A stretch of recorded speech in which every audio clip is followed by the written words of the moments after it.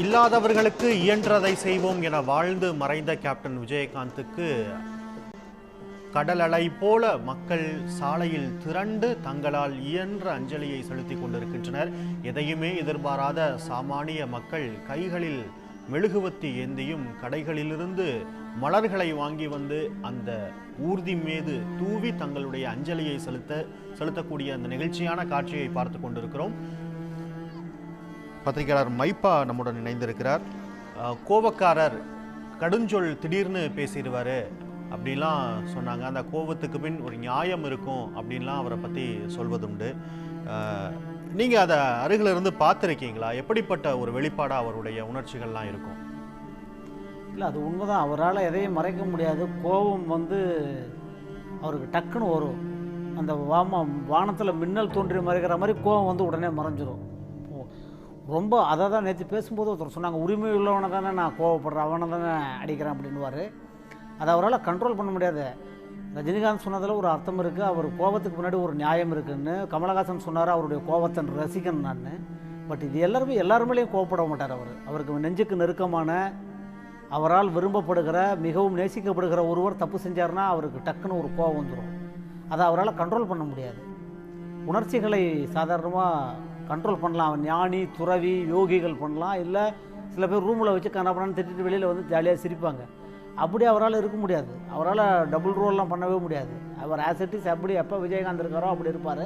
நான் பலமுறை அவரை பார்த்துருக்கேன். கோவப்பட்டு யாராவது ஒரு உதவியாளர் ஏதாவது சொன்னாங்கன்னா டக்குன்னு கூப்பிடுவார். என்ன அப்படி பேசுகிறார், கண்ணாப்பண்ணு திட்டுவார். அப்புறம் ஒரு 2 மணி நேரம் அந்த பக்கமே வரமாட்டார் அந்த உதவியாளர். காரில் போகும்போது அவர் சாப்பிட்டாரா இல்லையா, அவரை கூப்பிடு, சாப்பிட்டியா இல்லையா, இது வேறு அது வேறு, ஒழுங்காக பார்க்கணும், என்ன உன்னை நம்பி தானே விட்டுருக்கேன் அப்படின்னுவார். 2 மணி நேரத்துக்கு முன்னாடி வந்த கோபம் வேறு ஒருத்தராக இருந்தால் அவர் பட்ட கோபத்துக்கு 2 மாதத்துக்கு அந்த தொடர்பு உறவே இருந்திருக்காது, அது விரிசலாக இருந்திருக்கு. ஆனால் 2 மணி நேரத்தில் அவர் சாப்பிட்டாரான்றதெல்லாம் நான் இந்த நிகழ்ச்சிக்காக இல்லை, நான் பக்கத்தில் இருந்து பார்த்ததுனால சொல்கிறேன். தீவுத்திடல்லேருந்து வண்டியும் வாகனங்களும் வந்துட்டுருக்காங்க, மெழுகுவத்தி ஏற்றி ஓட்டமும் நடையுமா அவரோட இந்த இருக்காங்க. நீங்கள் சொல்கிற மாதிரி அவர் என்ன ஒரு புகழின் வெளிச்சத்திலோ, ஒரு அரசியலின் உச்சத்திலோ, இன்றைக்கி ஒரு திரை உச்சத்திலோ இல்லாமல் அதுக்கெல்லாம் ஓய்வு கொடுத்து விட்டு அவருடைய உடல்நலம் சரியில்லாத ஒரு சூழ்நிலையில் கடந்த பல ஆண்டுகளாக, அதுக்கு பிறகு இவ்வளவு தாய்மார்கள், இவ்வளவு மகளிர், இவ்வளவு குடும்ப பெண்கள், இவ்வளவு குடும்பத்தினர் வீட்டில் ஜன்னலில் மாடியில் மெழுகு வச்சுட்டு கையை கூப்பிட்டு ஒரு குலதெய்வம் வீட்டில் குலசாமின்னு அங்கே ஊர் நாட்டில் அந்த மாதிரி ஒரு குலசாமி மாதிரி அவங்க பார்க்குறாங்கன்னா அவர் வேறுபடுத்தி பார்க்கல. நம்மில் ஒருவர் நம்மோடு வாழ்ந்தார், நமக்காக வாழ்ந்தார், எண்ணங்களை பகிர்ந்து கொண்டார். அந்த வள்ளுவருடைய குரல் தான் எனக்கு ஞாபகத்துக்கு வருது. ஈதல் இசைப்பட வாழ்தல் அது அல்லது ஊதியம் இல்லை உயிருக்குன்னா. அந்த வாழ்க்கையினுடைய அர்த்தம் என்னென்னா, நீ கொடுத்து பழகணும். வாங்கிறதுல பெருமை இல்லை, கொடுக்கறதுல இருக்கிற சந்தோஷம் வாங்கிறதுல இல்லை. அவர் கொடுத்தே பழகினார். அவர் அது விளம்பரத்திற்காக செய்யலை, ஒரு ஆத்மார்த்தமாக செஞ்சார். அதை அந்த அன்னம் இடுவதோ அதுதான் திருமூலர் சொல்கிற மாதிரி, ஆர்க்கும் இடுமின் அவரிவர் என்னன்மின் பார்த்திருந்து உண்மின் பழம்பொருள் போற்றன் மின். வந்தவன் எல்லாருக்கும் சோறு போடு. அவன் என்ன ஜாதி, என்ன மதம், வேண்டியவனா வேண்டாதவனா, நம்ம கம்பெனியில் வேலை செய்கிறானா, நமக்கு வேண்டியவனா, நம்ம தோட்டத்தில் வேலை செய்கிறானா, நம்ம குடும்பத்துக்கு வேண்டியவனா, நம்ம உறவினரா, தூரத்து உறவினரா இல்லை. எங்கேயோ முகம் தெரியாதவர்கள், விலாசம் இல்லாதவர்கள், சென்னைக்கு பிழைப்பு தேடி வந்தவர்கள், மைக்ரேட் ஆனவங்க, எல்லாரும் யாராக இருந்தாலும் அவர் எல்லாத்தையும் செஞ்சார். அவர் அதுக்கு காரணம் என்னன்னா, அதனால் இந்த கூட்டங்கள்லாம் நீங்கள் பார்த்தாங்கன்னா அவருக்கு தேமுதிக தொண்டர்கள் மட்டுமா வராங்க, பொதுமக்கள் அவருடைய வாழ்க்கையை படிச்சிருக்காங்க. பாடத்தை படிக்கிற மாதிரி அவருடைய வாழ்க்கையை படிச்சிருக்காங்க. கடந்த 21 வயசில் ஃபீல்டுக்கு வந்தால் கூட, ஒரு 25 வயசுன்னு வச்சுருந்தா கூட, ஒரு 45-46 வருஷமாக அவரை ஒரு நீண்ட பயணத்தில் பார்த்துருக்காங்க. அவர் எல்லாரும் அன்னைக்கு விஜயகாந்த் அவர்கள் தொடங்கி வைத்தது ஒரு 40 ஆண்டுகளுக்கு முன்பு பசிப்பினி போக்கணும்னு அவர் எடுத்த அந்த ஃபார்முலா இருக்குல்ல, அது கிட்டத்தட்ட இன்னைக்கு அனைத்து நட்சத்திரங்களும் யாருக்கெல்லாம் புகழ் வெளிச்சம் இருக்கோ அவங்க செய்யக்கூடியது முதல் அப்படிங்கிறது இந்த பசியை போக்கக்கூடிய ஒன்றா தான் இருக்க முடியும்.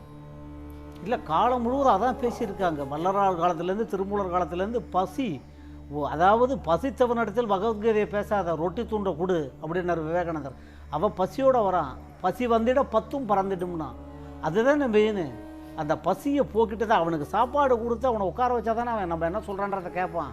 அவனுக்கு உடலில் இருக்கிற, அதாவது ஒரு மனிதன், ஒரு உபநிடதத்தில் சொல்கிறது, ஒரு மனிதன் 15 நாள் உணவு இல்லாமல் இருக்கலாம், தண்ணீர் குடிச்சிட்டு வாழலாம். ஆனால் அதுக்கு பிறகு 16ஆவது நாள் உணவு இல்லாத வாழ முடியாது. பசி வந்து ஒரு வேளை உண்ணாவிரதம் இருக்கலாம், அடுத்த நாள் காலத்தால் நேற்றுக்கு இருந்த உண்ணாவிரதத்தை சேர்த்து வச்சு சாப்பிடுவாங்க. முடியவே முடியாது. துணி இல்லாமல் வாழ முடியாது. ஆனால் உணவு இல்லாமல் ஒருத்தன் எப்படி வாழ முடியும்? அதை தான் காலங்காலமாக எல்லோரும் சொல்கிறாங்க. அதை ஒரு பிரின்சிபலாக வச்சுட்டார். அரிசி மில்லேருந்து மதுரையிலேருந்து வந்து அவர் காலத்தில் அவர் அப்பப்போ என்ன இருக்கோ, ஒரு ரூமில் 10 பேர் படிக்கிறாங்க. ஒருத்தர் அவர் பாட்டுக்கு இடத்த இதயத்தில் அவர் வீட்டில் இடம் கொடுத்தார், அவர் தங்கின ரூமில் இடம் கொடுத்தார், அவர் கை செலவுக்கு பணம் கொடுத்தார், அவர் சாப்பாடு போட்டுட்டு இருந்தார்னா அவருடைய வீடு என்கிற அந்த இதயத்தினுடைய அறைகளெல்லாம் தொண்டர்கள் மக்கள்கள் எல்லாரும் நிறைஞ்சிருக்காங்க. இதய அறையில் அவர் நிறைய இடம் கொடுத்தார். வீட்டில் ரோகிணி ராஜா ஃபாதர் தெருவுலையும் ரோகிணி லாட்ஜிலையும் மட்டும் இடம் கொடுக்கல. அதற்கு பிறகு வளர்ந்த பிறகும் கூட எந்த தடுப்பு சூரும் போட முடியல. வளர்ந்த பிறகு பல விதமான ரெஸ்ட்ரிக்ஷன்ஸ் வந்துடும். கூட 10 பேர் நிற்பாங்க. பிரதிபலனும் இல்லாம எந்த விதமான எதிர்பார்ப்பும் இல்லாம அந்த காட்சிகளை பாருங்களேன். அதுதான் கடைகள்ல இருந்து பூக்களை வாங்கிட்டு வந்து தூவி தங்களுடைய அஞ்சலி செலுத்துறாங்க. அதுதான் அவங்களாம் நீங்க சொல்ற மாதிரி சாமானிய மனிதர்கள். எந்த எதிர்பார்ப்பும் இல்லாம அவர் செஞ்சார். அவங்க ஓடி வராங்க, நடந்து வராங்க, கண்கள்ல ஒரு கருணை, தன்னில் ஒருத்தர் அங்கே பாருங்க அந்த ஆதங்கம், அந்த ஒரு இது. நம்மளிட ஒருவர் இறுதி பயணத்தில் தன் வாழ்க்கை பயணத்தை முடித்து கொண்டு இன்னும் ஒரு 2 மணி நேரம் மேக்சிமம் 1.5 மணி நேரம் நம்ம இதெல்லாம் பேச போகிறோம். அதுக்கு காரணம் என்னென்னா அவர் அடக்கம் என்பதே இங்கே பல பேருக்கு அடக்கம் செய்யப்பட்ட பிறகுதான் வருதுன்னாங்க. அவர் துணிவாக இருந்தார், பணிவாக இருந்தார், அவர் எல்லாத்தையும் கத்துண்டார். பெரிய பெரிய மனிதர்களெல்லாம் பழகினார். நேரம் போய்கொண்டே இருக்கிறது. குறிப்பிட்ட நேரத்துக்குள்ள அடக்கம் செய்யணுன்றதுனால வாகனம் வந்து அந்த ஊர்தி கொஞ்சம் வேகமா போகுது. ஆனாலும் பின்தொடர்ந்து ஓடி வர்றாங்க. அந்த காவல்துறை இயன்ற அளவுக்கு செய்கிறது. தமிழ்நாடு அரசு மிக சிறப்பா இதை தீவு திடலில் இடத்த கொடுத்து கையாண்டிருக்காங்க. இருந்தாலும் கூட அந்த கூட்டம் அவங்க பின்னாடி ஓடி வராங்க. டிஸ்டன்ஸ் தீவு திடல்லேருந்து பூந்தமல்லி ரோடு வழியாக கோயம்பேடுக்கு போனோம். நல்ல காலம் இது தீவு திடலில் இருந்ததுனால இந்த கூட்டத்தெல்லாம் கண்ட்ரோல் பண்ண முடிஞ்சுது. கோயம்பேடு அது அந்த பிரிட்ஜுக்கு பக்கத்தில், பாலத்துக்கு பக்கத்தில் ஒரு குறுகிலான இடம். அது இன்னும் கஷ்டமாக இருந்திருக்கும். மிக சிறப்பான ஒரு திட்டமிடலாக பார்க்கப்படுகிறது சமூக வலைதளங்களில். இது ஒரு டாப்பிக்காகவே இதை பேசுகிறாங்க. ஏன்னா ஒரு எதிர்கட்சி தேமுதிக அப்படின்னு அவங்க ஒரு தனி கட்சி. ஆனாலும் அதனுடைய தலைவருக்கு, மக்களால் நேசித்த தலைவருக்கு அரசு என்ன முழு மரியாதையை செய்யணுமோ அதை அவங்க முன்னெடுக்கிறாங்க. இல்லை, அது செஞ்சுருக்காங்க. அதையெல்லாம் வெளிப்படையாக பாராட்டித்தான் ஆகணும், பேசித்தான் ஆகணும். ஏன்னா காலம் சென்ற முன்னாள் முதலமைச்சர் கலைஞர் மீது அவர் பற்றா இருந்தார்ல, உண்மையிலேயே ஒரு உணர்வாக இருந்தார். அவர் கலைஞருடைய இறுதி ஊர்வலத்தை நான் பேசினேன் இங்கே. அப்போ காஞ்சி மகானின் காலடியில் கடலுக்கு 100 அடியில் அப்படின்ட்டு அண்ணாவிற்கு பிறகு பேரறிஞர் அண்ணா துயில் கொள்கிற பக்கத்தில் கலைஞர் இருக்கார். ஆனால் அமெரிக்காவிலேருந்து வந்த பிறகு நேராக ஏர்போர்ட்லேருந்து வீட்டுக்கு போகாமல் அந்த சமாதியை சுற்றி ஒரு குழந்தை தாயின் சேலையை பிடித்து கொண்டு அழுவதை போல் அழுதார். அதை பார்த்துட்டு எல்லாரும் கண்கலங்கிட்டாங்க. அவருக்கு கொள்கை வேறு. எல்லாருக்கும் ஒரு கட்சிக்கு ஒரு கொள்கை இருக்குது, நோக்கம் இருக்குது, தனிப்பட்ட வாத பிரதிவாதங்கள் இருக்குது, கூட்டணி வேறு, தேர்தல் வேறு, அரசியல் வேறு. ஆனால் தமிழ் உணர்வு, பற்று.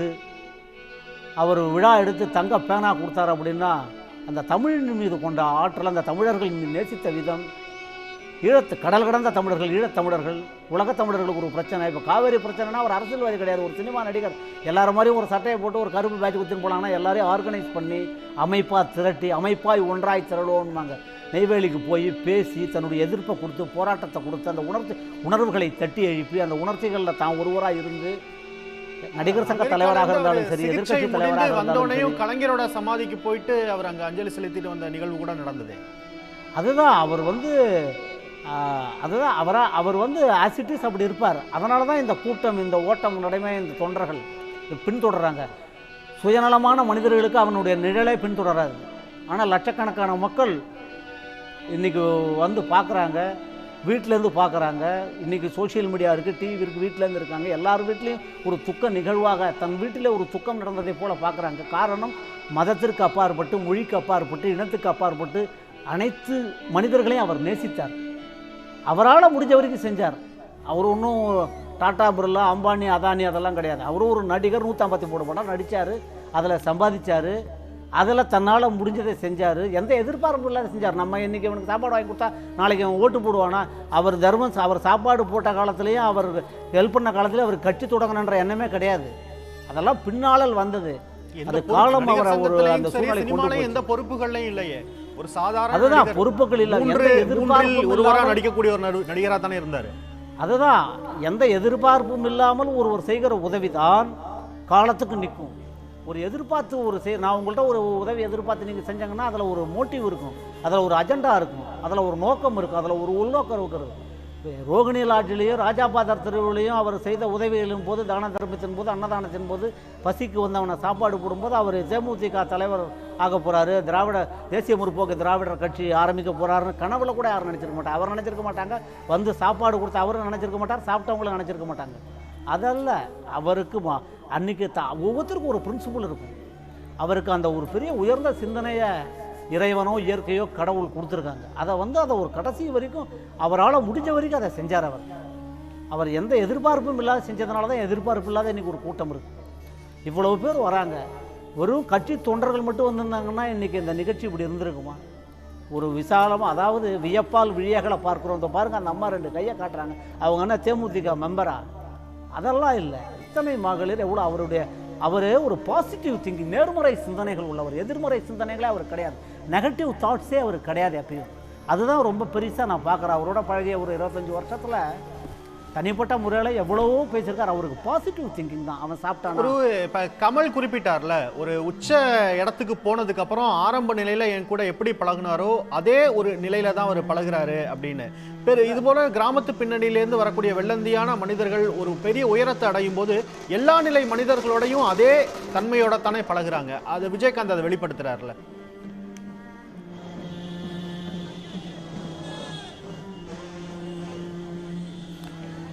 நம்முடன் சட்டமன்ற உறுப்பினர் திரு ஆளூர் ஷானவாஸ் இணைகிறார். தொடர்ந்து பேசலாமா? இப்போ நான் திரு ஆளூர்கிட்ட பேசிட்டு வரேன். ஒட்டுமொத்தமான ஒரு நிறைவான வாழ்க்கையை கேப்டன் விஜயகாந்த் வாழ்ந்திருக்காரு அப்படின்னு 2 தினங்களாக பேசக்கூடிய அனைவரும் சொல்கிறாங்க. உங்களுடைய பார்வை எப்படிப்பட்ட ஒன்றா இருக்கு? அவருடைய மறைவு, பேரிழப்பு, நேற்றிலிருந்து மிகுந்த மனவலியோடு இருக்கிறோம். அரசியல் கட்சிகளை தாண்டி, அனைத்தையும் தாண்டி இன்றைக்கு அவர் மக்கள் மனதில் இடம் பிடித்த ஒரு மாபெரும் தலைவராக உயர்ந்து நிற்கிறார். நேற்றினுடைய மனதில் தோன்றிய வரிகளை நான் சமூக வலைதளத்தில் பதிவு செய்திருந்தேன். மனத்தால் செழித்த மாண்பாளர், அனைத்து மக்களின் அன்பாளர், கொடுத்து சிவந்த பண்பாளர், கள்ளம் கபடம் இல்லா குணாளர், கலை உலகின் ஆற்றலாளர், களம் இறங்கியதும் வெற்றி வீரர், நாடி வந்தோருக்கு ஓடி உதவியவர், நிலைத்த புகழுக்கு உரியவர் என்று நான் எழுதியிருந்தேன். இது எதுவுமே ஒரு வார்த்தை கூட இதுல மிகையானது கிடையாது. உள்ளன்போடு அவரை பற்றி எழுத வேண்டும் என்று தோன்றியவுடன் தானாக வந்த வார்த்தைகள். இந்த வரிகளுக்கு மிகவும் பொருத்தமான வாழ்க்கை அவர் வாழ்ந்திருக்கிறார். ஒரு திரைக்கலைஞராகவும், ஒரு அரசியல்வாதியாகவும், நடிகர் சங்க பொறுப்புதாரியாகவும் பல பரிணாமங்களை அவர் கண்டிருக்கிறார். அத்தனையிலும் இன்றைக்கு அவர் நினைவு கூறப்படுகிறார் என்றால், நினைவு கூறுகிற ஒவ்வொருவரும் சொல்வது அவருடைய மனிதநேய அந்த பாங்கை தான். அவர் எல்லோரையும் சமமாக நடத்தினார், எல்லோரிடமும் அன்பு காட்டினார், யார் உதவி கேட்டு வந்தாலும் மறுக்காமல் அதை செய்தார், வெளிப்படையாக செயல்பட்டார், கொடுப்பதை வெளிப்படுத்தாமல் செயல்பட்டார் என்றெல்லாம் அவரை பற்றி மதிப்பீடுகள் வந்துகிட்டே இருக்கு. இன்னைக்கு அவருக்கு திரண்டிருக்கிற கூட்டம் அவருடைய வாழ்க்கைக்கு சாட்சியா இருக்கு. அவர் மக்களின் மீது அன்பு செலுத்தினார். பதிலுக்கு இன்றைக்கு மக்கள் அவர் மீது வைத்திருக்கிற அன்பை வெளிக்காட்டி கொண்டிருக்கிறார்கள். தமிழ்நாடு முழுவதும் இருந்து சென்னை மாநகருக்கு திரண்டு இன்றைக்கு இறுதி ஊர்வலம் புறப்பட்ட இடத்திலிருந்து கோயம்பேட்டை அடைவதற்கு திணறிக் கொண்டிருக்கிறது என்றால் எவ்வளவு பெரிய மாபெரும் தமிழ்நாட்டினுடைய தலையெழுத்தை மாற்றியமைத்த தலைவர்களுக்கு கிடைத்த ஒரு மரியாதை இன்றைக்கு விஜயகாந்த் அவர்களுக்கு கிடைத்திருக்கிறது என்றால் அவருடைய மனித நேயத்திற்காக கிடைத்திருக்கிறது. அவர் மக்களை நேசித்த அந்த தன்மைக்காக கிடைத்திருக்கிறது. தமிழ்நாட்டு இப்ப இருக்கக்கூடிய சூழல்ல வெறுப்புணர்வு பரவலா நிறைய இடங்கள்ல இருக்கிறத பார்க்கிறோம். இந்த வெறுப்பை சம்பாதிக்காத ஒரு தலைவரா அவருடைய பயணம்ங்கிறது நிறைவடைறதை எப்படி பாக்குறீங்க? இன்றைக்கு ரஜினிகாந்த் அவர்கள் சொல்லியிருப்பதை போல அவருடைய கோபம் எல்லோருக்கும் பிடிக்கும். அவர் பல முறை கோபப்பட்டிருக்கிறார், ஆத்திரப்பட்டிருக்கிறார். கோபத்தை வெளிப்படுத்தி பல கட்டங்கள்ல எல்லோரும் பார்த்திருக்கிறோம். ஆனால் அது மற்றவர்களை காயப்படுத்திய ஒரு விஷயமாக எங்கேயும் நம்மளால பார்க்க முடியல. இது வேற யாராவது இப்படி கோவப்பட்டா, விஜயகாந்த் அவர்கள் நடந்து கொண்டதை போல வேற யாராவது நடந்திருந்தா அது அப்படி பகையா மாறிடும். ஆனால் அவர் யார்கிட்டயாவது கடிந்து கொண்டாலும் சரி, யார்கிட்டயாவது கோபத்தை வெளிப்படுத்தினாலும் சரி, அது அடுத்த கணமே அது தானாக சீராகி விடுகிறது. யார் மீது கோபப்பட்டாரோ, யார் மீது அவர் கடிந்து கொண்டாரோ அவர்களே போய் அவர்கிட்ட பிணைந்து கொள்ளுகிற ஒரு சூழலை தான் நம்ம பார்த்திருக்கிறோம். அந்த அளவுக்கு அந்த கோபம் ஒரு குழந்தைக்கான கோபம் என்கிற அளவில் தான் எல்லாரும் அதை புரிஞ்சுக்கிட்டாங்க. அவருடைய கோபம் அப்படிப்பட்டதுதான். அவரு காரணம் இல்லாம யார்ட்டையும் கோபப்பட மாட்டார். ஏன்னா அவர் உள்ளத்துல ஒண்ணு வச்சு புறம் ஒன்று வெளிப்படுத்துகிற இயல்பு உள்ளவர் கிடையாது. அடிப்படையில் அதுதான் அவருடைய பெரிய அடையாளமும். அதுதான் அவர் உள்ளத்துல என்ன நினைக்கிறாரோ அதை வெளிப்படுத்துறார். மனதில் பட்டதை பட்டன போட்டு உடைத்து விடுகிற ஒரு பண்புள்ளவர். அதனாலதான் அவர் எல்லாருக்கும் பிடிச்சது. கள்ளங்கபடம் இல்லா உள்ளம் அப்படின்னு அவரை பற்றி சொன்ன எல்லோரும் ஒரே குரல்ல தான் சொல்றாங்க, கள்ளங்கபடம் இல்லாத உள்ளம். இந்த புறம் பேசுகிற உலகத்தில், புரட்டு பேசுகிற உலகத்தில், அதுவும் சினிமாவும் அரசியலும் எவ்வளவு சூது வாது நிறைந்த ஒரு ஏரியாங்கிறது எல்லாருக்கும் தெரியும். இந்த இரண்டு துறைகள்லையும் பயணப்படுகிறவர்களுக்கு நேர்கிற சிக்கல் என்பது சாதாரண சிக்கல் கிடையாது. அதுல ஒவ்வொரு நகர்வையும் ரொம்ப கஷ்டப்பட்டு எடுத்து வைக்கணும். அந்த ஒரு அடி முன்ன எடுத்து வச்சா 100 அடி பின்னாடி இழுக்கிறதுக்கு பெரிய கூட்டமே வேலை செய்வாங்க. இது இரண்டு துறைகளிலும் எல்லா மனிதர்களும் சந்திக்கிற சிக்கல். அப்படிப்பட்ட இரண்டு சவாலான துறைகளில், ஒன்று சினிமா துறை, இன்னொன்று அரசியல் துறை. இரண்டு துறையிலையும் அவர் மனங்களை கொள்ளை கொண்டிருக்கிறார், மக்களை சம்பாதித்திருக்கிறார், எல்லோராலும் போற்றப்படக்கூடிய இடத்தை அடைந்திருக்கிறார்னா அது சாதாரண ஒன்றல்ல. சவாலான துறையில் ஈடுபட்டு இவ்வளவு பெரிய ஒரு சூதுவாது நிறைந்த ஒரு துறையில் ஈடுபட்டு சூதுவாது அறியாத மனிதராக வாழ்ந்திருக்கிறாருங்கிறது அது நினைச்சு பார்க்கவே முடியல. அது இன்னொரு மனிதருக்கு இது சாத்தியம்தானா அப்படிங்கிற கேள்விதான் எழுது. இப்போ பொதுவாக விஜயகாந்த் அவர்கள், கேப்டன் விஜயகாந்தை பற்றி குறிப்பிடும்போது அவருடைய ஆளுமை தன்மையை குறிப்பிடுவாங்க. ஒரு கூட்டம் அப்படிங்கிறது வேற, ஒரு கூட்டம் அப்படிங்கிறது எளிதாக ஒழுங்குபடுத்தப்படும். ஆனால் ஒரு கும்பலாக சேர்றாங்கன்னா கும்பலை ஒழுங்குபடுத்துதல் அப்படிங்கிறது அங்கே ஒரு கடுமையான ஒரு காவல்துறை மாதிரியான ஒரு அமைப்பு அப்படிங்கிறது தேவை. ஆனால் கேப்டன் விஜயகாந்த் ஒரு கும்பலை கட்டுப்படுத்துவார் அப்படிங்கிறத அவரை பற்றி சொல்கிறாங்க. அது போன்ற ஒரு அவருடைய ஆளுமை எப்படி பார்க்குறீங்க? அவர் ஒரு வெல் ஆர்கனைசர் அப்படின்னு சொல்லக்கூடிய அளவுக்கு அவர் களம் இறங்கினால் அதுல முழுமை அடையாமல் அவர் வெளியேற மாட்டார் அப்படிங்கறத அவர் வாழ்க்கை முழுவதும் பார்க்கிறோம். நடிகர் சங்கத்துல எத்தனையோ பேர் பொறுப்புக்கு வருகிறார்கள், எவ்வளவு பெரிய ஜாம்பவான்கள்லாம் பொறுப்பேற்றிருக்கிறார்கள். ஆனால் நடிகர் சங்கம் சந்தித்த காலங்காலமாக சந்தித்த பிரச்சனைகள் யாரால் தீர்க்கப்பட்டது, யாரால் அதற்கு ஒரு வடிவம் கொடுக்கப்பட்டது அப்படின்னு பார்த்தா அது விஜயகாந்த் அவர்களால தான். அந்த அளவுக்கு அவர் அதை சாத்தியப்படுத்தி காட்டினார். அவர் கூப்பிட்ட உடனே திரைக்கலைஞர்கள் எல்லாரும் வந்தாங்க. வெளிநாடுகள்ல போய் கலை நிகழ்ச்சிகள் நடத்தி நிதி திரட்டுவதற்கு அவர் ஒரு காரணமா இருந்தாரு. அப்போ ஒரு தலைவரா இருந்து ஒரு ஆர்டர் போட்டு ஒரு ஆணையின் மூலம் ஒன்றை சாத்தியப்படுத்திட்டார் நம்ம சொல்ல முடியும்.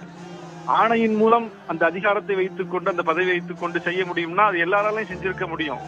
ஆனா எல்லாருக்கும் அது சாத்தியப்படலையே, அவருக்கு மட்டும்தானே சாத்தியப்பட்டது. அப்ப அவர் அந்த ஆணையிட்டு ஒன்றை செய்வது என்பதை தாண்டி அரவணைக்கும் தன்மையாலும், எல்லோரிடமும் இறங்கி போகிற தன்மையாலும், அவரே களத்துல இறங்கி வேலை செய்யக்கூடிய அந்த தன்மையாலும் தான் ஜெயிச்சிருக்காரு. நீங்க மேல இருந்து ஒருத்தர் ஆர்டர் போட்டு ஒரு லீடர்ஷிப்ல உட்கார்ந்துக்கிட்டு வேலை வாங்குறது அப்படிங்கறத விட கீழிறங்கி அந்த லீடரே வேலை செய்யும் போது எல்லாரும் அந்த இடத்துக்கு வர வேண்டிய இடத்துக்கு தள்ளப்படுவாங்க, நிலைக்கு தள்ளப்படுவாங்க. அப்போ அவரே கேப்டனே போய் நின்று வேலை பார்க்கிறாரு, கேப்டனே இறங்கி செய்யறாரு, அவரே முன்னெடுக்கிறாரு, அவரே ஃபீல்ட்ல நிக்கிறாரு, அப்ப நம்ம ஒதுங்கி இருக்க கூடாது, நம்மளும் போவோம் என்று சொல்லி எல்லோரும் அதுல ஈடுபட்டதற்கு காரணம் அதுதான். இன்னைக்கு ஒரு இறுதி ஊர்வலமா அவருடைய இறுதி ஊர்வலத்தை பார்த்துக்கிட்டு இருக்கிறோம். சிவாஜி கணேசன் அவர்களுடைய இறுதி ஊர்வலத்தில் கேப்டன் எப்படி முன்னின்று நடத்தினார் என்பதை இன்னைக்கு பிரபு அவர்கள் நினைவு கூர்ந்து சொல்லியிருக்காரு. நான் இருந்து செய்ய வேண்டிய வேலையை கேப்டன் இருந்து செஞ்சாரு, சிவாஜி அவர்களுக்கு ஒரு பிள்ளையாக இருந்து அவர் செஞ்சாரு அப்படின்னு. அந்த இடத்துல பிரபுவா மாறிட்டார் கேப்டன். பிரபு செஞ்சுக்குவாரு, அவர் ராம்குமார் செஞ்சுக்குவாரு, சிவாஜி பிள்ளைகள் இருக்கும்போது நமக்கு என்ன என்று ஒதுங்கி இருக்காமல் அவர் அங்கே ஒரு பிள்ளையா மாறிடுறார். அப்ப அந்த இடத்திற்கு ஏற்ப அவருடைய வெளிப்பாடு இருக்கு. நடிகர் சங்க தலைவர்னா தலைவராகவே அவர் மாறி அங்க வேலை செய்யறார். சிவாஜி அவர்களுடைய இறுதி சடங்குனா அங்க சிவாஜி அவர்களுடைய பிள்ளையா மாதிரி வேலை செய்யறாரு. அதுபோல அவருடைய ஒவ்வொரு செயல்பாடுமே வந்து முழுக்க முழுக்க அந்த எடுத்த வேலையை சிறப்பாக நிறைவேற்றி தர வேண்டும் என்கிற அந்த ஒரு ஈடுபாட்டோடு செஞ்சிருக்கிறாரு. அறிமுக இயக்குனர்களை கிட்டத்தட்ட 50க்கும் மேற்பட்ட 54 உதவி இயக்குனர்களுக்கு வாய்ப்பு கொடுத்து இயக்குனர்கள் ஆக்கியதாக வந்து நிறைய பேர் நேற்று சொன்னாங்க. அவருடைய ஒவ்வொரு செயல்பாட்டையும் பார்க்கும் போதும் அது வந்து சக மனிதனுடைய முன்னேற்றம், சக மனிதனை நேசிப்பது அப்படிங்கிற அந்த தன்மையிலிருந்து தான் அவர் எல்லாத்தையும் செஞ்சிருக்காரு. இன்றைக்கு வந்து இந்து முஸ்லிம் ஒற்றுமைக்கு ஒரு சின்னமாக விளங்கியவர் கேப்டன் அவர்கள். அவரை வந்து நான் வீட்டுல போய் சந்திக்கும் போது ஒரு உரையாடலின் நீட்சியாக அவருடைய பூஜை அறையை திறந்து காட்டினார். பாருங்க அப்படின்னு சொல்லி. அப்ப நாங்க பார்க்கும்போது அங்க சாமி படங்கள் இருந்தது, இயேசுநாதர் படம் இருந்தது, மெக்கா மதீனா படம் இருந்தது, நாகூர் தர்கா போன்ற தர்காக்களுடைய படங்கள்லாம் இருந்துச்சு. பார்த்துட்டு எங்களுக்கு வியப்பா போச்சு. அப்ப அவர் என்ன சொன்னார்னா, இதுதான் நானு, இதுதான் என்னுடைய வழிபாட்டு முறை, நான் மதங்களுக்கு அப்பாற்பட்டவன், கடவுளை நான் ஒன்னாதான் பாக்குறேன் என்று சொல்லி வெளிப்பட்டார். இந்த வழிபாட்டு முறை எனக்கு மட்டுமானதுமல்ல, என்னுடைய வீட்டு பூஜை அறை இது, என்னுடைய குடும்பமும் இதைத்தான் வழிபடுது அப்படின்னு சொல்லி சொன்னார். அப்ப அவர் வந்து வெளியே பலரும் பேசலாம், நான் வந்து சமய நல்லிணக்கவாதி, எல்லா மதங்களையும் ஒன்னாதான் பாக்குறேன் அப்படின்னு பல பேரும் வெளியே பேசுவாங்க. ஆனால் உள்ளே அவர்கள் எப்படி இருக்கிறார்கள் என்பது தெரியாது. ஆனால் விஜயகாந்த் அவர்கள் உள்ளே எப்படி இருக்கிறார் என்பதை நாங்க கண்கூட பார்த்தோம். உள்ளே எப்படி இருக்கிறார், பூஜை அறை என்பது அவருடைய தனிப்பட்ட விஷயம். அதை எல்லாருக்கும் வெளிச்சம் போட்டு காட்ட வேண்டிய தேவையும் இல்லை, யாரும் அதை பார்க்கவும் முடியாது. அப்ப பார்க்க முடியாத ஒரு இடத்தில் கூட, வெளி உலகத்திற்கு தெரியாத ஒரு இடத்தில் கூட அவர் எப்படி வாழ்ந்து கொண்டிருக்கிறார் என்பதை பார்க்கக்கூடிய வாய்ப்பு எனக்கு கிடைச்சிச்சு. அன்னைக்கு பார்க்கும்போது அவர் வந்து உள்ளத்தை திறந்து பேசினார். நான் எல்லாரையும் இப்படித்தான் பாக்குறேன், இதுதான் என்னுடைய வாழ்க்கை முறை அப்படின்னு சொன்னார். அப்ப அந்த அளவுக்கு வாழ்க்கையிலேயே அதை கடைபிடிக்கக்கூடியவராக அவர் வந்து ஒரு சமய நல்லிணக்கவாதியாக எல்லா மக்களையும் சமமாக பார்க்கிற ஒரு வாழ்க்கையை வாழ்ந்திருக்கிறாரு. அவர் கம்பெனிக்கு பேர் ராவுத்தர் பிலிம்ஸ், அவருடைய நண்பர் இப்ராஹிம் ராவுத்தர். இப்படி வாழ்நாள் முழுவதும் அப்படிப்பட்ட இன்னைக்கு இந்த சமூகத்துக்கு தேவையான, இன்றைக்கு இந்த சமுதாயத்திற்கு ஒட்டுமொத்த சமுதாயத்திற்கும் தேவையான செய்தியை, மெசேஜ் சொல்லுவோம் இல்லையா, அந்த மெசேஜை தன்னுடைய வாழ்க்கையின் மூலம் வெளிப்படுத்தி விட்டு சென்றிருக்கிறார். அவருடைய புகழ் நீடித்து நிலைக்க வேண்டும். அவர் வந்து அவருடைய வாழ்க்கை என்பது மற்றவர்களுக்கு பாடமாக இருக்கிறது. கொடுத்து சிவந்த கரம் என்று சொல்வார்கள். நாம சிவந்த கண்களுடைய கேப்டனை பார்த்திருக்கிறோம். கண்கள் சிவந்தது போலவே அவருடைய கரமும் சிவந்தது. கொடுத்து கொடுத்து சிவந்த கரம் அவர். கருப்பு உருவம், வெள்ளை உள்ளம் என்று சொல்லக்கூடிய அளவுக்கு கருப்பு உருவம், வெள்ளை உள்ளம், சிவந்த கரம், அதுதான் கேப்டன். அவருடைய புகழ் நீடித்து நிலைக்க வேண்டும். இணைவுக்கு நன்றி திரு ஆளு சமாஜ். நம்முடன் சட்டமன்ற உறுப்பினர் கொங்கு ஈஸ்வரன் இணைகிறார். வணக்கம் திரு கொங்கு ஈஸ்வரன். ஒரு முழுமையான வாழ்வு, ஒரு மனித சமூகத்துக்கு பயனுள்ள ஒரு வாழ்வை வந்து கேப்டன் வாழ்ந்துட்டு போயிருக்காரு அப்படின்னு தொடர்ந்து அனைவரும் சொல்றாங்க. உங்களுடைய வார்த்தைகள். கேப்டனை பொறுத்த அளவுக்கு இந்த 2 நாளா பேசுறவங்க அத்தனை பேருமே அவருடைய ஈகை குணம், எந்த நிலையிலும் தன்னுடைய நிலையை மாற்றிக்கொள்ளாத ஒரு நல்ல மனிதர் அப்படிங்கிறத ஒவ்வொருவரும் அவரவர் அனுபவத்துக்கு தகுந்தவாறு வெவ்வேறு கோணங்களிலே பேசிக் கொண்டிருக்கிறார்கள். கேப்டன் அவ்வளவு சர்வசாதாரணமாக திரைத்துறையிலே வெற்றி பெற்றுவிடவில்லை. மிகவும் சிரமப்பட்டு கம்பெனியாக ஏறி இறங்கி பிறகுதான் அவர் திரைத்துறையிலே அவர் நிற்க முடிந்தது. அப்படி திரைத்துறையிலே வந்த நாளிலிருந்து அவர் என்றைக்கு அந்த ரசிகர் மன்றங்கள் ஆரம்பிக்கப்பட்டதோ அப்போதிருந்தே மக்களுக்கான உதவிகளை செய்ய ஆரம்பித்தார். அதுதான் ரசிகர் மன்றத்தினுடைய முக்கிய வேலையாகவே பார்க்கப்பட்டது.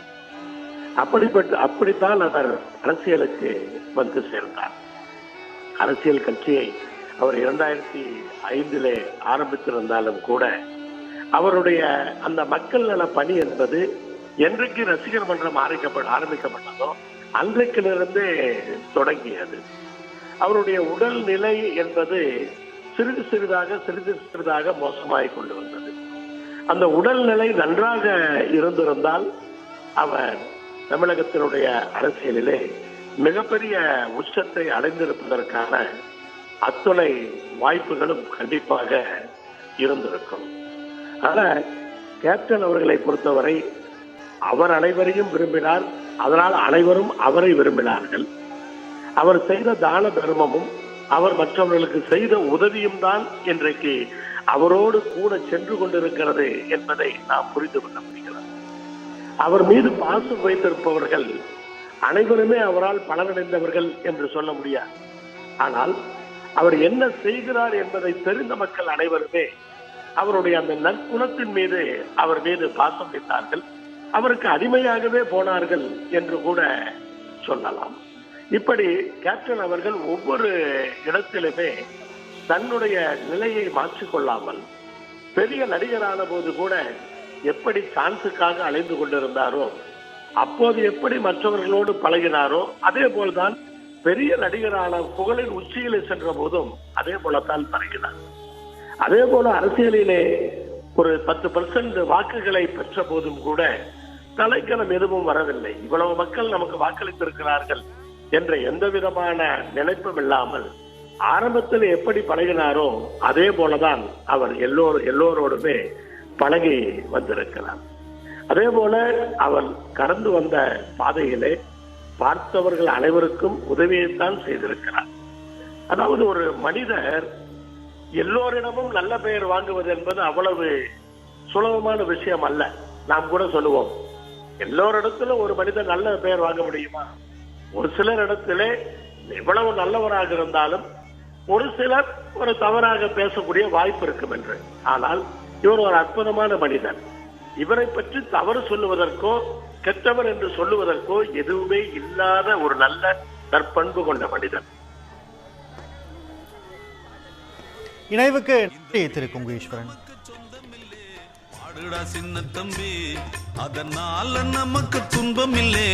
ஆடுடா சின்ன தம்பி, என்னாலும் நல்லவர்க்கு ஏழைகளின் மனம் தாண்டா. பொன்னான வீடாகும், அதற்கு எது ஈடாகும்? உண்டான செல்வம் எல்லாம் அன்றாடம் வரும் போகும். ஊராரின் வாழ்த்துக்கள் தான் நிலைத்திருக்கும் பொருளாகும். உன்னால முடிந்தவரை பிறருக்காக உழைத்திடு. இல்லாத வறியவர்க்கு இயன்றவரை உதவிடு. கண்ணீரை கண்டவுடன் கைவிரலால் துடைத்திடு. உன் பேரை சரித்திரத்தில் மனிதன் என்று பொறித்திடு. இன்னொருவன் வாழ ஒரு ஏணியைப் போல் மாறு. உள்ளம் உள்ள உன்னை இங்கு வெல்லுறவன் யாரு? மண்ணில் வாழும் மக்கள் நெஞ்சில் நிற்கும் உந்தன் பேரு. குப்பத்தில் நீ இருந்தால் குறைச்சல் என்று ஆகுமா?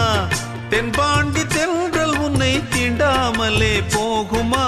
சுற்றம் என்று கூடும் ஏழை மக்கள் துன்பம் தீரு. குற்றம் செய்த பேரை கண்டு அஞ்சாமல் தான் மோது. உண்மை என்றும் வெல்லும் என்று சத்தம் போட்டு பாடு. இந்த வீடு நமக்கு, இந்த வீடு நமக்கு சொந்தமில்லே. பாடுடா சின்ன தம்பி, அதனால நமக்கு துன்பம் இல்லே. ஆடுடா சின்ன தம்பி. கருப்பு நிலா, கருப்பு நிலா, கருப்பு நிலா, நீதான் கலங்குவதே. துளி துளியா கண்ணீர் விழுவது ஏன்? கருப்பு நிலா, நீதான் கலங்குவதே. துளி துளியா கண்ணீர் விழுவது ஏன்?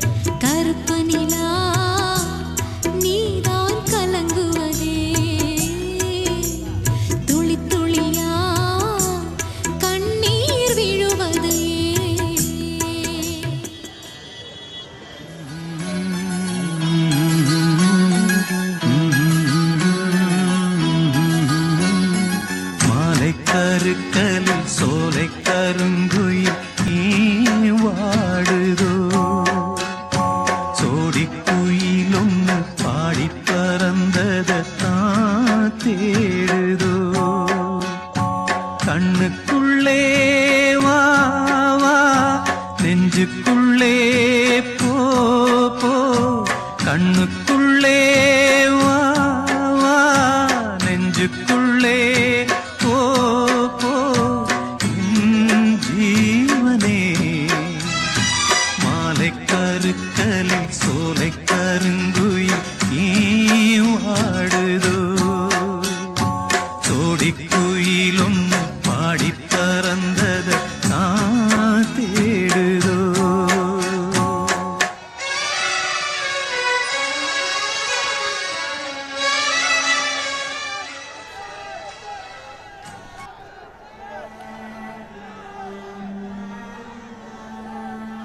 தன்னலமற்ற மனிதம் நேசித்த வரலாற்று நாயகனின் நிறைவு பயணம் இறுதி கட்டத்தை நெருங்கிக் கொண்டிருக்கிறது. இன்னும் சற்று நேரத்தில் கேப்டன் விஜயகாந்தின் உடல் நல்லடக்கம் செய்யப்படவிருக்கிறது. தமிழக அரசு முழுமையான ஏற்பாடுகளை செய்திருக்கிறது. நேற்றைய தினம் தொடங்கி இன்றைய தினத்தின் கடைசி நொடி வரை விரிவான ஏற்பாடுகள். 21 குண்டுகள் முழங்க முழு அரசு மரியாதை அளிக்கப்படும் என அறிவிக்கப்பட்டிருக்கிறது.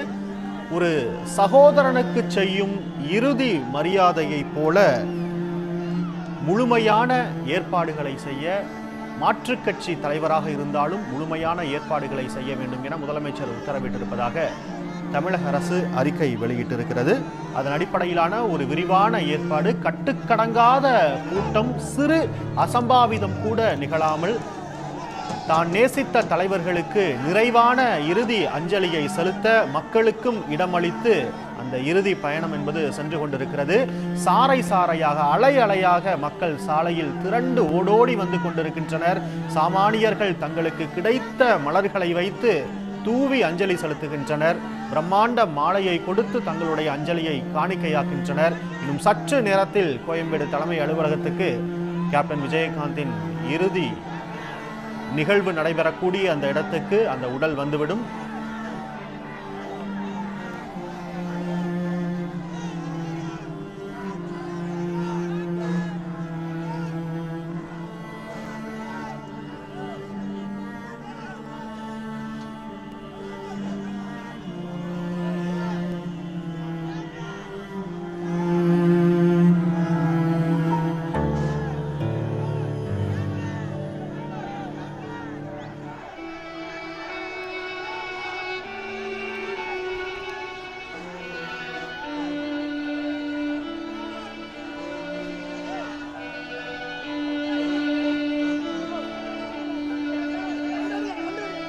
இதுவரை கண்டிராத ஒரு கூட்டம், கிடைத்த இடங்களிலெல்லாம் நின்று காண துடிக்கும் மக்கள் வெள்ளம். மருத்துவமனை வளாகம், வீடுகளின் மேற்கூரை என கிடைக்கும் இடங்களிலெல்லாம் ஏறி அஞ்சலி செலுத்தக்கூடிய அந்த காட்சியை பார்க்கிறோம். வாகனம் நேரம் கடக்க அந்த வாகனத்தின் வேகம் அதிகரிக்கிறது. ஆனாலும் இடைவிடாது தொடர்ந்து ஓடிக்கொண்டே வருகின்றனர். அந்த இறுதி இடத்தை நெருங்கி அஞ்சலியை செலுத்த, அளவற்ற அன்பை காணிக்கையாக்குவதற்காக மக்கள் வெள்ள தொடர்ந்து வந்து கொண்டிருக்கிறது அந்த வாகனத்தை நோக்கி. அந்த வாகனம் இன்னும் சற்று நேரத்தில் இறுதி அடக்கம் செய்யப்படக்கூடிய அந்த இடத்துக்கு வந்துவிடும்.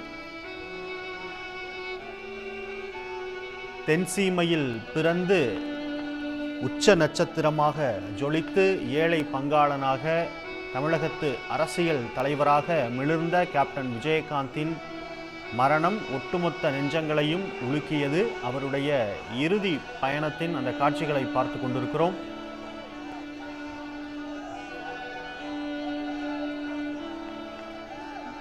கோயம்பேடு மேம்பாலம், அமந்தங்கரை மேம்பாலம் என மேம்பாலங்கள் எல்லாம் மக்கள் நின்று அஞ்சலி செலுத்தும் இடமாகவே மாறிவிட்டது.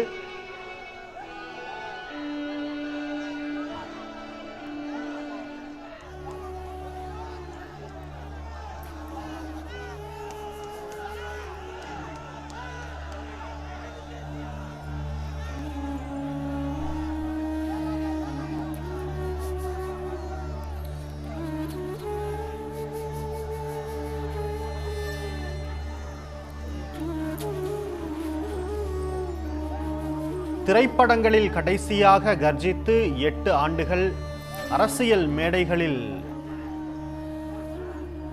அவர் கம்பீரத்துடன் பேசி 6 ஆண்டுகள் கடந்தாலும் மக்கள் அவர் மீது கொண்ட நேசமும் பற்றும் துளியும் குறையாத ஒரு நிகழ்வை காட்டிக் கொண்டிருக்கிறது இந்த இறுதி பயணம்.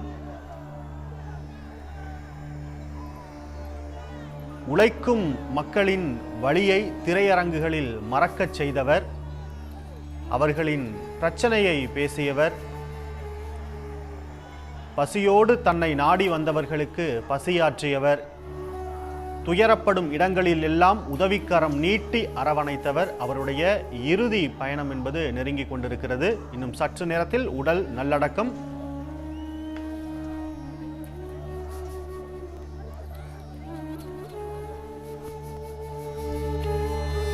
திரு மைப்பா, இப்போ நம்ம பார்த்துக்கிட்டு இருக்கக்கூடிய காட்சிகள்லாம் நெஞ்சை பிழியக்கூடிய உணர்ச்சிவயமான காட்சிகள் தான். அந்த மேம்பாலம்லாம் வாகனங்கள் வந்து எப்படி பயணிக்கும் அப்படிங்கிறத மக்கள் பார்த்துருப்பாங்க. அந்த மேம்பாலங்கள்லாம் இப்போ மக்கள் தலைகளாக இருக்குது. தான் நேசித்த தலைவருக்கு இறுதி அஞ்சலியை செலுத்த என்னெல்லாம் செய்ய முடியுமோ அதெல்லாமே செஞ்சுக்கிட்டு இருக்காங்க. மற்றொரு புறம் தமிழக அரசுட்டேருந்து வந்த அந்த அறிக்கையை பார்த்தோம். மாற்றுக் கட்சியினுடைய தலைவர், ஆனாலும் ஒரு சகோதரனை போல என்ன செய்யணுமோ அதை நிறைவாக செய்யணும்னு முதலமைச்சர் சொல்லியிருக்காரு அப்படின்னு அந்த ஏற்பாடுகளும் ஒரு புறம் நடந்துக்கிட்டு இருக்கு. மக்கள் வெள்ளத்தை பார்க்குறோம். பெண்கள் வீட்டு மொட்டை மாடிகளிலிருந்து மலர் தூவி அஞ்சலி செலுத்துறதை பார்க்குறோம். நீங்கள் தொடரலாம் மைப்பா. வள்ளலார் சொன்ன மாதிரி அந்த ஈரமான இதயத்துக்கு சொந்தக்காரர் இன்னும் சற்று நேரத்தில், இன்னும் ஒரு மேக்சிமம் ஒரு 1 ஹவரில் தன்னுடைய இறுதி பயணத்தை முடித்து கொள்ளப் போகிறார். இந்த மக்களை, மனிதர்களை மொழி தாண்டி, இனம் தாண்டி, எல்லைகள் கடந்து அவர் சிந்தித்து செயல்பட்டு அவர்களோடு ஒன்றாக இருந்து, அதெல்லாம் ரொம்ப பெரிய விஷயம். வாழ்ந்து காட்டி வழிகாட்டுறதெல்லாம் சாதாரண விஷயம் இல்லை. ரோல் மாடல்னு சொல்லலாம். ஆனால் அது அவர் ஒரு ஒரு ஒரு தத்துவத்தை ஒரு தலைவன் சொல்லுகிறான் என்றால் அந்த தத்துவத்தை அந்த தலைவன் பின்பற்ற வேண்டும். ஒரு தத்துவத்தை ஒரு தலைவன் பின்பற்றுகிறான் என்றால் அந்த தத்துவத்தை அந்த தலைவன் பின்பற்ற வேண்டும். அப்பொழுதுதான் தொண்டர்கள் பின்பற்றுவார்கள். அதை போல் இந்த மாடியிலேருந்து பாலத்திலேருந்து எவ்வளவோ பேர் கண்ணீரும் கம்பளையமாக நிற்கிறார்கள். கண்களிலே கருணை பார்வை. இப்படி ஒரு தலைவன், இப்படி ஒரு மனிதர், இப்படி ஒரு நடிகர், இப்படி ஒரு அரசியல்வாதி, எல்லா சட்டைகளையும் கயிற்றுவிட்டு அவருடைய அந்த ஈரமான இதயத்தை பார்க்கிறார்கள். மக்கள் தமிழ்நாடு முழுவதும் இல்லை, உலகத் தமிழர்கள் முழுவதும் இன்றைக்கு விஞ்ஞான வசதியின் காரணமாக அங்கங்கே இருந்த இடத்துலேருந்து பார்க்குறாங்க. இந்த வந்த கூட்டம் கம்மி, வீட்டிலேருந்து பார்க்குறாங்க. எல்லோரும் 2 நாளாக இதில் தான் இருக்காங்க. 3 நாளாக அந்த இளையராஜாவினுடைய பாடல்கள், அந்த சினிமாவில் சொல்லுவாங்க சிச்சுவேஷன் சாங், சிச்சுவேஷன் அப்படின்வாங்க. இன்றைக்கி இந்த கேப்டனுடைய சிச்சுவேஷனுக்கு அந்த இளையராஜா பாடுகிற, அவர் குரலில் பாடுகிற பாடல், அந்த பின்னணி இசை இவருக்காகவே எழுதப்பட்ட பாடலை போல இருக்கிறது. இவருக்காகவே போட்ட இசையாக இருக்கிறது. அது அந்த மக்கள் உணர்வுகளோடு இன்றைக்கு கடல், எல்லா நதிகளும் கடலை போல் கடலிலே சங்கமிப்பதைப் போல அந்த இளையராஜாவினுடைய பாடல்கள், மக்களின் மன கருத்துக்கள், அந்த பின்னணி இசை எல்லாம் ஒன்றோடு ஒன்று எல்லா நதிகளும் கடலை போய் சேருவதைப் போல் 2 நாட்களாக கண்ணீரும் கம்பளையுமாக மக்கள் இருக்கிறார்கள். இன்றைக்கி பார்த்தங்கன்னா எல்லா இடத்துலையும் அந்த ஒரு அதாவது மக்கள் பேசலை, ஆனால் மனசுக்குள்ளேயே பேசிக்கிறாங்க. எல்லாரும் ஓடி வராங்க. இதில் ஏழை, பணக்கார, முதலாளி, தொழிலாளி யாரும் கிடையாது. எல்லா அதாவது ஆல் வாக்ஸ் ஆஃப் லைஃப்னுவாங்க. எல்லா இதுலேருந்து வராங்க மக்கள். எல்லாரும் கை கூப்புறாங்க. இன்னும் பல காட்சிகளை பார்த்தா வட இந்தியர்கள், வடக்கு வேற்று மாநிலத்தவர்கள்லாம் நம்ம ஊரில் வந்து வசிக்கிறாங்க. அவங்களும் கை கூப்புறாங்க. ஏன்னா மனிதர்களுக்கு சாதாரண சுயநலம் இல்லாமல் இருந்தார். இது ஒட்டுமொத்த இந்த உருக்கமாக நெருக்கமாக சொல்லணும்னா, சுயநலமே இல்லாமல் இருந்தால் சுயநலமே இல்லாமல் வாழ்ந்தார். மக்களுக்காக வாழ்ந்தார். பசி பிணிகளை போக்கினார். இதெல்லாம் ஒரு மடத்தில் ஒரு துறவி சொல்லலாம், ஒரு ஞானி சொல்லலாம், எல்லாம் இப்போ சொல்லலாம். டீச்சிங் பண்ணலாம், ப்ரீச்சிங் பண்ணலாம், எடுத்து பேசலாம், பால பாடம் சொல்லலாம், புஸ்தகம் போடலாம். இவர் புஸ்தகம் படிக்கலை, பெரிய கற்றறிந்தவரெல்லாம் இது சொல்லிட முடியாது. ஆனால் வாழ்க்கையில் தான் நேசித்ததை, தனக்கு கிடைத்ததை கொடுத்து சொன்னார். மகிழ்வித்து மகிழ் அப்படின்றாங்க. மகிழ்வித்து மகிழ் என்று பேசலாம், ஆனால் மகிழ்வித்து மகிழ் என்பதிலே வாழ்ந்து காட்டினார். அதனால தான் இன்றைக்கி இந்த கூட்டம் இவ்வளவு மக்கள் உருக்கமாக இருக்காங்க. இவ்வளவு உணர்ச்சி கொந்தளிப்போடு ஓடி வராங்க, மலரை தூவுறாங்க. அவர்கள் பெற்றது தன்னிடமிருந்து இந்த உயிர் பறவை, இந்த உடற்கூட்டிலிருந்து உயிர் பறவை, விஜயகாந்த் என்கிற உடற்கூட்டிலிருந்து உயிர் பறவை இன்னும் சற்ற நேரத்தில் பிரிந்து விட்டது. அது இன்னும் கண்ணுக்கு தெரியாத தூரத்தில் எட்டி போக போகிறது. ஆனால் அந்த நினைவுகள், அந்த உணர்வுகள், அந்த அவருடைய கஷ்டப்பட்டு இத்தனை வருஷத்தில் கட்டின அவர் உயிர் மூச்சாக இருக்கிற அந்த கோயம்பேடு தலைமை அலுவலகத்தில் இப்பொழுது கொண்டு செல்லப்பட்டு அங்கே தான் அவரை எல்லாம் செய்ய போகிறாங்க. தான் நேசித்த தேமுதிக அலுவலகத்தை பார்த்து கட்டினார். அது ஒரு கல்யாண மண்டபமாக இருந்து. அதனால் திருப்பி நான் சொல்கிறேன், அவர் பெரிய தொழிலதிபரோ மிட்டா மிராசோ அவருக்கு பின்னாடி இருந்த பூர்வ சொத்தோ அப்படிலாம் இல்லை. அவரிடமிருந்து ஆரம்பித்தார். ஒரு ரைஸ் மில்லேருந்து ஆரம்பித்தார். அதை எடுத்து அவருடைய அந்த இதை இப்போது இறக்கி வைக்கப் போகிறார்கள். காவல்துறை, அரசு அதிகாரிகள், தமிழக அரசனுடைய அந்த இறுதி நிகழ்ச்சிக்கு உண்டான ஏற்பாடுகளெல்லாம் மிக தெளிவாக செய்யப்பட்டிருக்கிறது. ஏன்னா நேற்று அங்கே ஒரே க்ரௌடு, அது முடியலன்றதுனால தான் உடனே தீவுத்திடலுக்கு மாற்றினாங்க. இப்பொழுது இங்கே வந்து அவரை பார்த்து அதே அந்த கண்ணாடி போட்டு அவர் அந்த வேஷ்டியை மடிச்சுக்கிட்டு நின்னார்னா அதான் சொன்னாங்க, அந்த லக் ஃபைட், அந்த கண்களில் இருக்கிற அந்த காந்த பார்வை, அந்த உடலில் இருக்கிற தெம்பு, அந்த மனத்தில் இருக்கிற தெம்பு எல்லாம் போய் இன்றைக்கு உயிரற்ற உடலாக அந்த உடற்பறவையிலிருந்து உடற்கூட்டிலிருந்து உயிர் பறவை பிரிந்து விட்டது. அந்த பறவை அந்த மக்களுக்காக வந்த அந்த பறவை, இந்த மக்களுக்காக இந்த மக்களை நேசித்த அவர்களெல்லாம் இன்றைக்கு அந்த பறவை காணாமல் போகிறது நம்மை விட்டு. உடனுக்குடன் செய்திகளை தெரிந்து கொள்ள சன் நியூஸ் பெல் ஐகானை கிளிக் பண்ணுங்க.